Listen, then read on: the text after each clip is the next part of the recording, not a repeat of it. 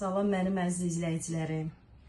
Bugünkü çörəklərimiz boyalarla boyanıb, gözəl, təbii boyalarla, ispanaqla, çuğundurla, köklə.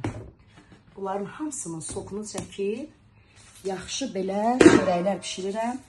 Həm uşaqlara xoşdur, həm vitamindir, həm çörəklərimiz gözəl görünür. Şirin hazırlayın. Xoşunuza gəlsə, resepti necə eləmişəm sizin üçün yenidən çəkərəm.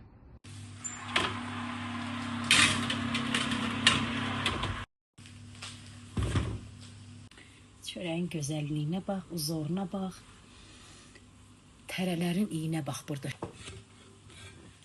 Bu çörəyi yemək özü bir aləmdir. Mənim əziz izləyicilərim, baxın gözəlliyə. Evdə nəvələriniz, özünüz də, yəni hamıya bu vitamindir. Çörəklərin gözəlliyinə baxın. Çox gözəldirlər. Bunlara yumurta vurmuşam. Buna isə yumurta vurmamışam. Kraxmaldır, onu da səpə bilərsiniz, kraxmal yoxdursa. İçərisi də ki, reseptini soruşun, yazın, istəyirsinizsə, sizə maraqlıdırsa. Rənglər niyə belədir? Çuğundurla, ispanaqla, şüyüdlə xəmiri eləmişəm.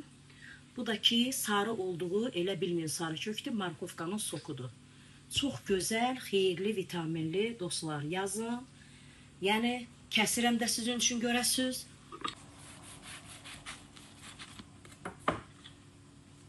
Bunun içində simena vurmuşam. Simena, lina. Bunun içərisi, baxın.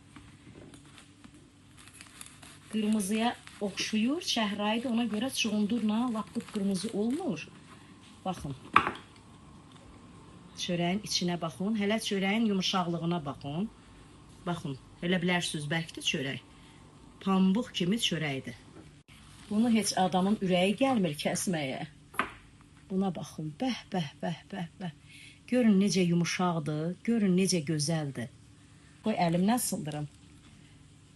Hələ tüstüsü çıxır, əlim də yanır. Baxın, görün. Bu da kökdür. Kökün soku ilə.